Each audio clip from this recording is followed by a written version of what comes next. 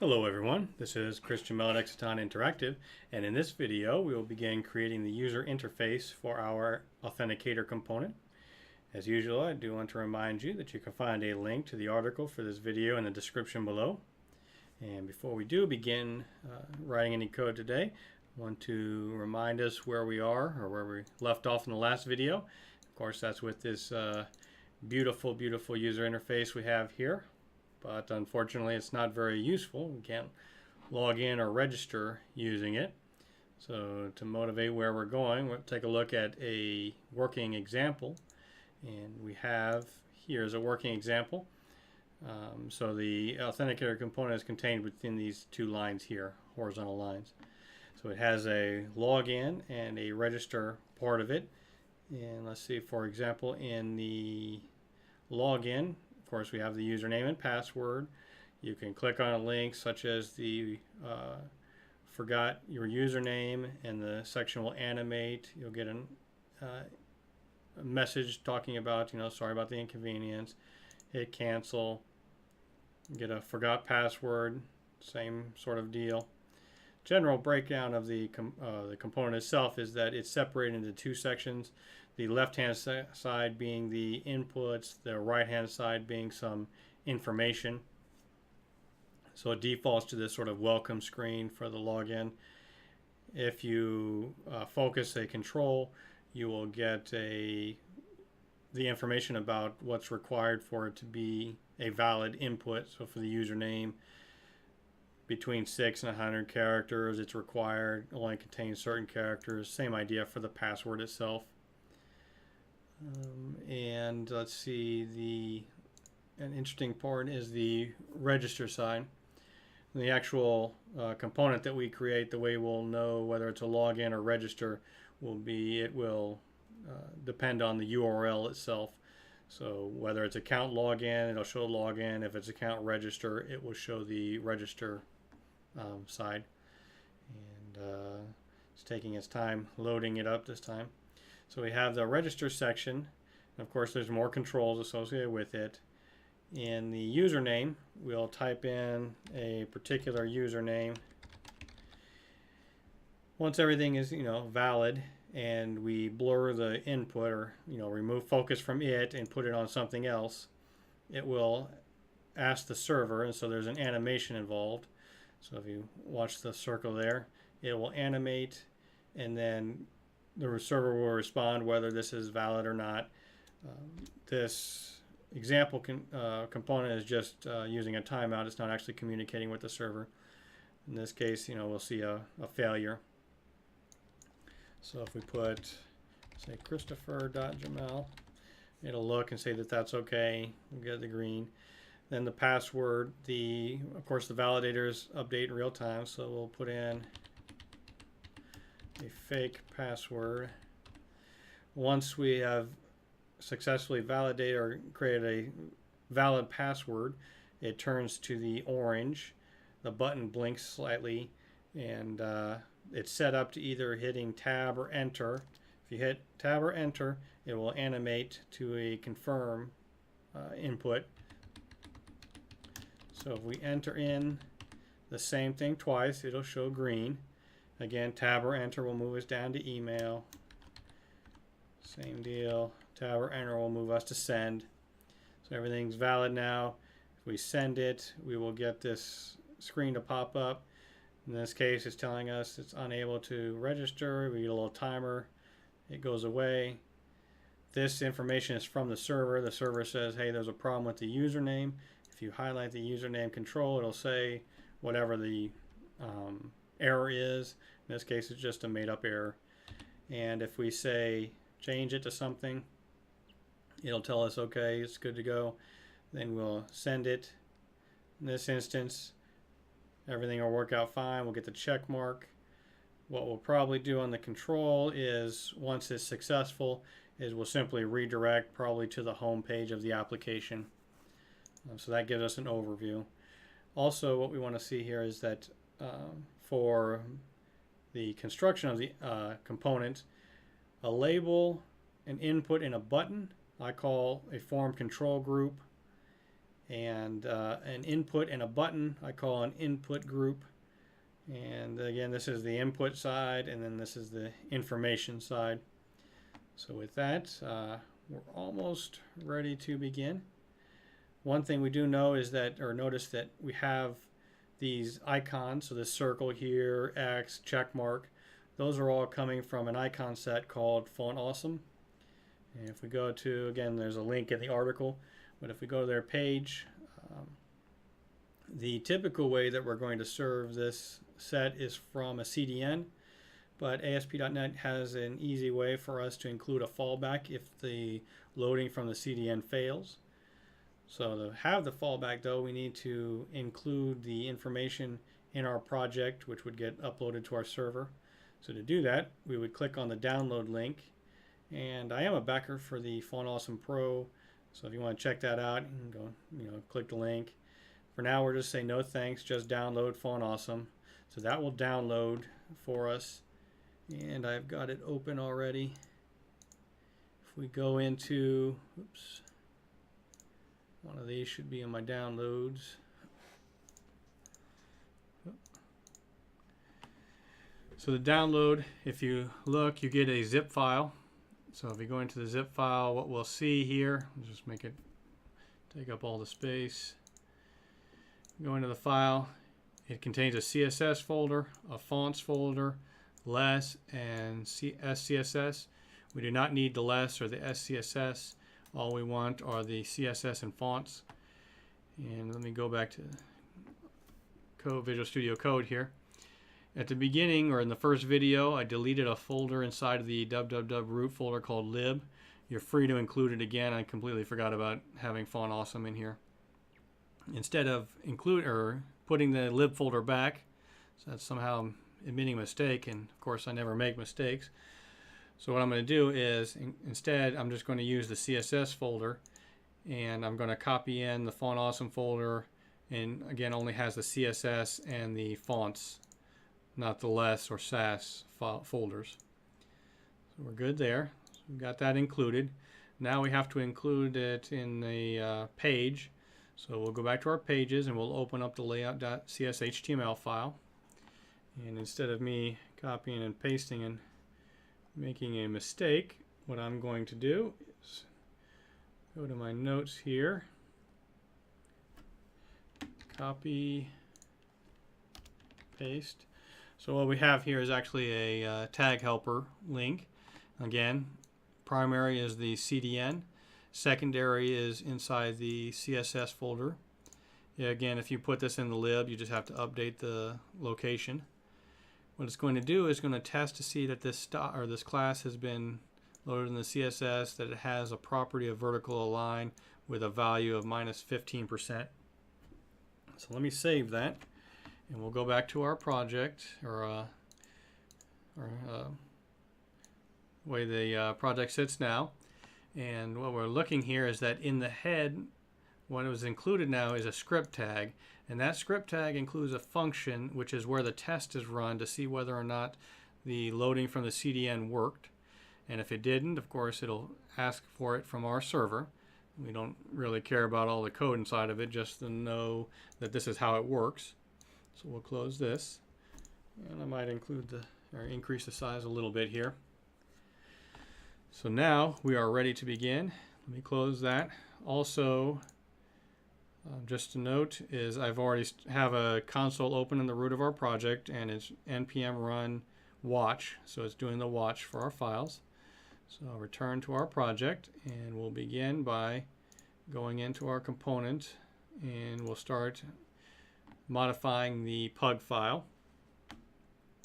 And let me go back to this. So what we need is to create an initial, or a overall container. So I'm going to call that Authenticator, a div with a class of Authenticator.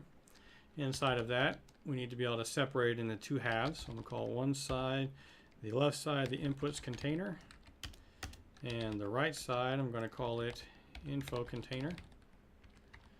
Great. Inside the inputs container, I'm going to have an H3 with a tag of login.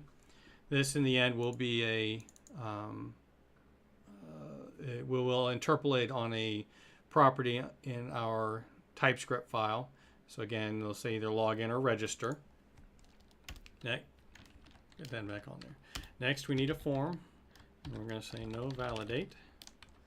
Inside of that form, and we're going to create a control group. And like I said, I called it form control group.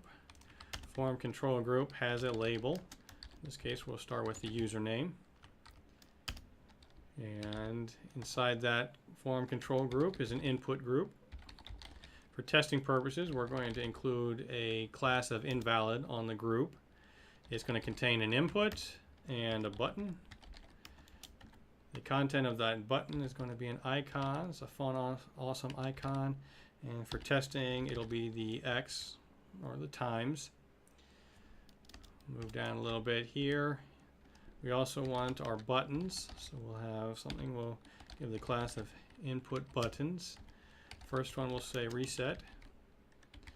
When we're done here, if you notice that the reset, if I do forgot password or forgot username, it actually says cancel. So this will be dynamic based on the situation. We also want another button. We'll say disabled for it, and just cause, and we'll say send. Okay, so I'll save that. It gets built automatically for me. We'll refresh and we'll see. Great, we have everything here. It's all included on here.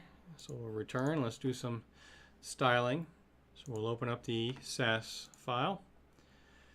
First thing I'm going to do is import a few things. Import and define. So we're going to import the Bourbon neat file. We're going to import the media queries file. We're going to have a variable that we're going to define the base font size to be 16 pixels. We are going to the info container itself. If we look at the example, is darker and it has gray text. So we'll just go ahead and define those now.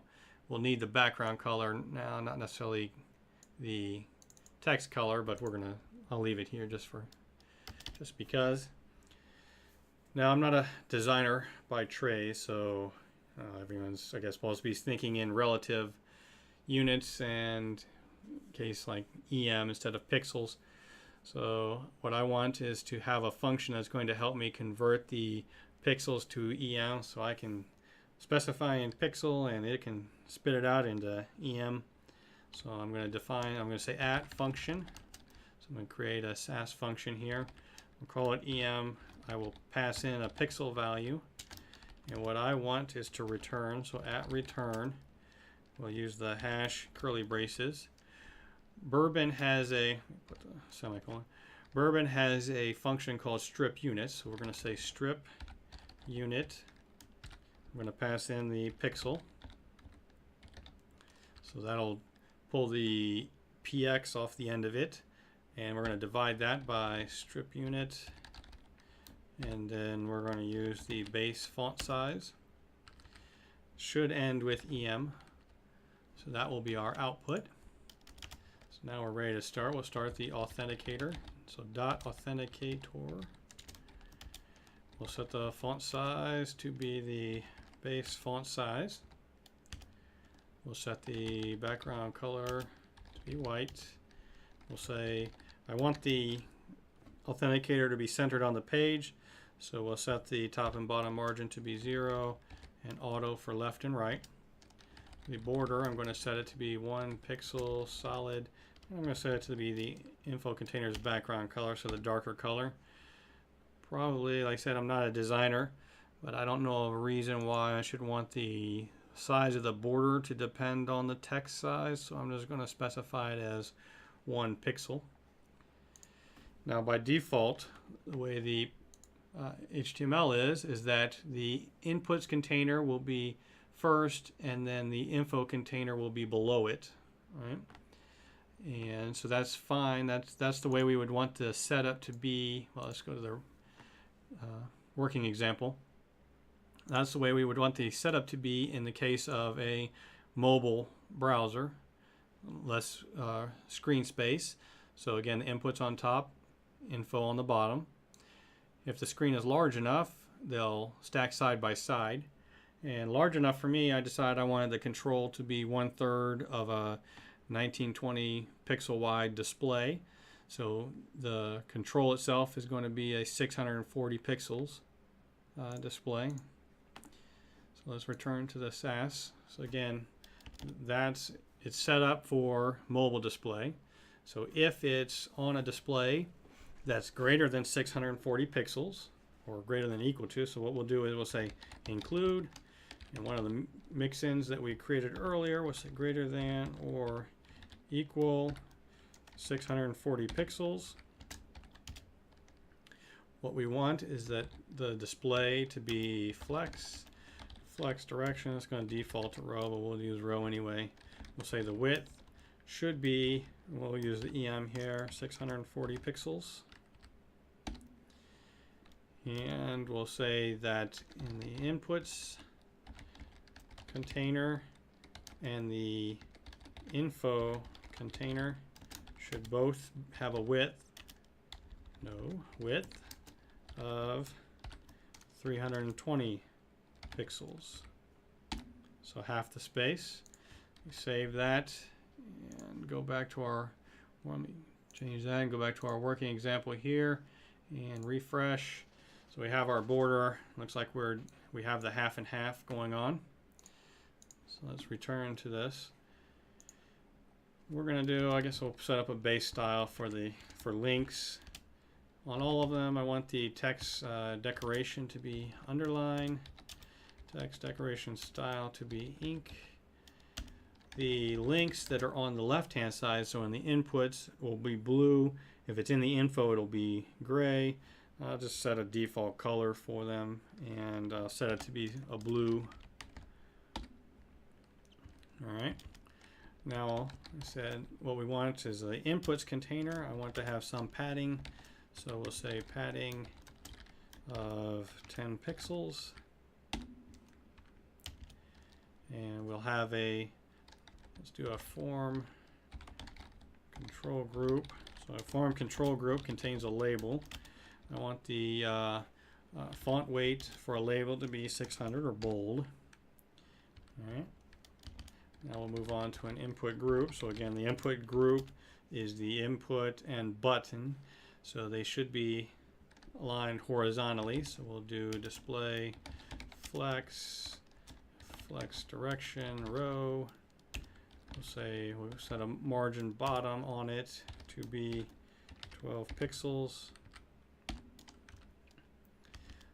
So that's the input group. Let's go inside of it.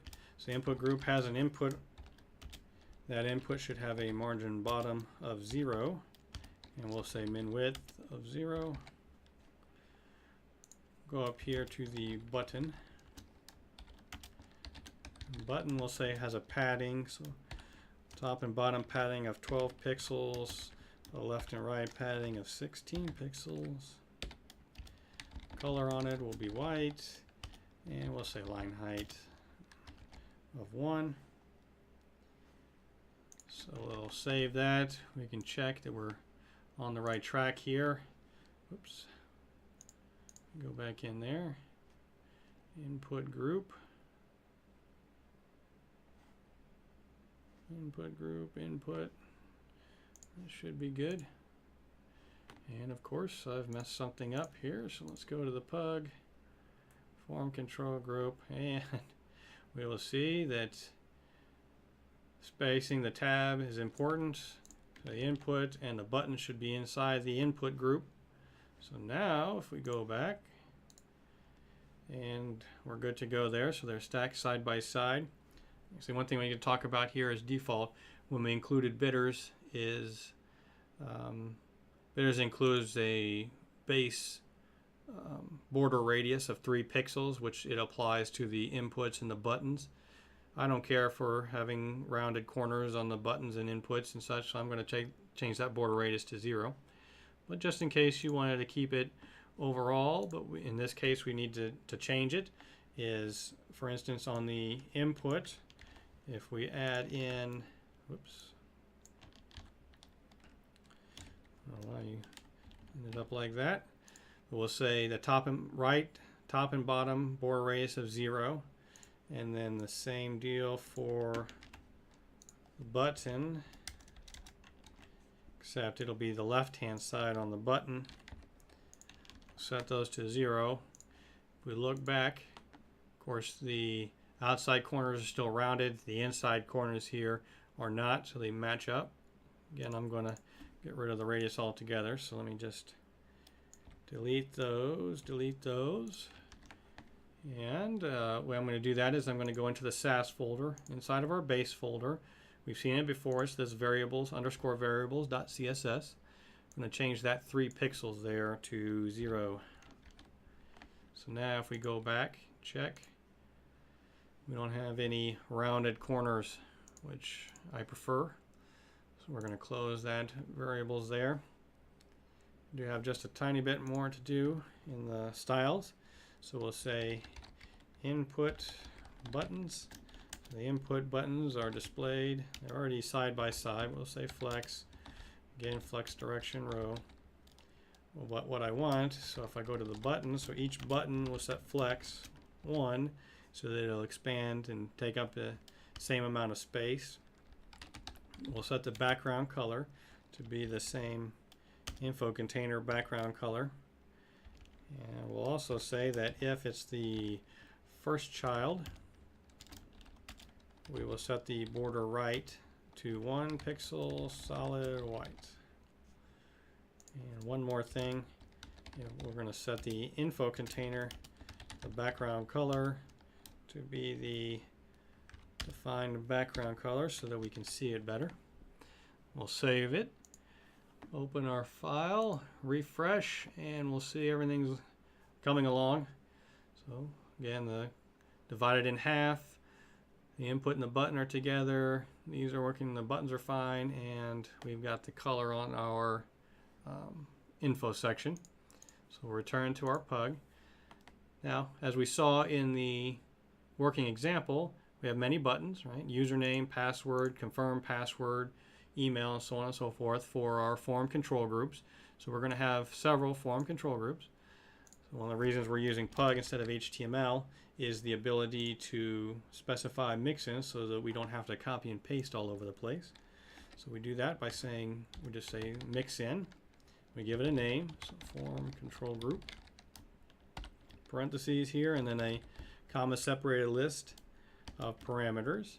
In this case, I want to recreate this form control group, so I'm just going to copy and paste, adjust my tabs here. So the username here is what I want to pass in, or the label I'm going to pass in. And I'm just going to say hash and curly braces label. So that's the interpolation for pug. So we pass it in, it'll put it here. Invoke that mixin, we just put plus, and then the name of it, form control group. We'll pass in username. We'll get rid of the one that we had before. We'll save that. Return to our file. If we refresh, of course nothing changes. We just everything's the same. We just changed how we're creating it. So what we want to do now is to use that mixin to add all the other controls. We do have a set of control, or the links for if you forgot your username or password. So we'll say div.forgot. So we give it a class of forgot. And inside that I want a link, an anchor. So I say forgot your username, question mark. And what I'm going to do here, copy these in so I don't have to type them. And comments. So we have a concept, or in the case of, like, say, the password and confirm password, they're side by side. So what I'm going to do is create this dual input group class and then place the 2 controls inside them. So again, one for password, one for confirm password. Now we need a link in case you have forgot your password. All right. And now we need the same deal for the email. So we have the dual input group, email and confirm email. Okay. Last control we need is our remember me little checkbox. So we have a div form control group, and probably the programmer in me decided to make this an ungodly sized class name. So control group remember dash me. Inside of that I want an input. I'm going to put a ID of remember me, and the type is going to be, of course, checkbox. Inside there also I'm going to have a label. The label is going to be for the remember me input. Inside that label there I'm going to have a span, and I want that span to contain an icon. Should be square brackets, an icon with a class of FA, as well as I'm going to pipe in this remember me. So this is just a inline way of including another tag. So in other words, if I wanted to, you could have like span, and then in the next line I'll have an I, and you know, this is just a more compact way of writing it, and this is just saying this text afterwards here. So I'm going to save that and take a look at our project. Let me zoom out a little bit. So we have all of our controls. We have our little ugly default styled checkbox. So now we need to deal with some more styling. Return back to Visual Studio Code. We'll go to the SCSS file. Oh, I forgot to mention, so if you go to the article is written such that for every step that I've done here, every time I change the pug, it has a new entry for the pug. Every step is to replace, in the terms of the pug, replaces the previous step. So if you would copy it, you would remove all of the code and then paste in the new pug. On the SCSS, it's additive.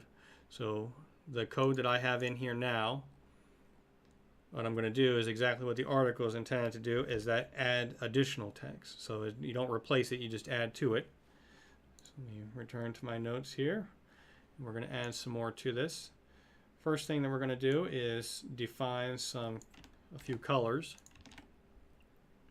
So we have an indeterminate color, invalid color, and a valid color, and I am missing one. So indeterminate is, you know, the control is pristine. There hasn't been any changes to it. Invalid, obviously something wrong. Valid is good, and I don't have included here the orange color. We'll add the orange color later. But we do want to note that in the example, of course, the colors for, say, like the border radius of the input and the background color of the button are the same, right? Whether it's valid, invalid, whether it matches, you know, the colors are all the same. So we want an easy way to do that, style that. So we're going to create a mix-in here. So we'll say mix-in, and we'll say input group. So we'll call it input group, and I'm going to pass in a color. So inside that input group, there's an input and a button. The border color for both of them will be the color that gets passed in. And now if they are they're focused, I want the outline to be none. Important. But I'm going to set a box shadow of 0, 0. Yeah. I don't know whether I want to have that as relative units or not, but we're going to do it. And say color. Great. In addition to that, I want to set for just the button the background color to be the color that was passed in. And I don't remember why I set the opacity to be 1, but we're going to do it here anyway. Great, so that's our mix in to help us set everything together. So now we're going to add these styles. So we'll say again Authenticator. I'm going to copy and paste some things here because first we're going to say .input group. Now the copying and pasting, because I managed to misspell indeterminate the first time I made this video. So we have, if the input group has a class of indeterminate, we'll do all this coloring for the indeterminate color, same for invalid and valid. Now the input groups themselves, if we go down here, input and button, so they're common styles here, not color related. Should be border bottom is going to be, well, I guess we'll put a relative size for those, 2 pixels, solid. Transitions that we do later on, we're going to set all and we'll have them take 1 second. And the margin bottom we'll set to 0. Great. So that takes care of the coloring. Now what we want to do is for our dual, so our dual input groups, what we want is display flex, flex direction, row, and the form control group within the dual input group should have flex 1, so they take up the entire space. Let's go ahead and save it. Look at where we're at. So they're next to each other. When we're finished here, whichever one is not active will be hidden off screen. So whichever one is active will take up the full space because of the flex 1 property. So that takes care of the dual input.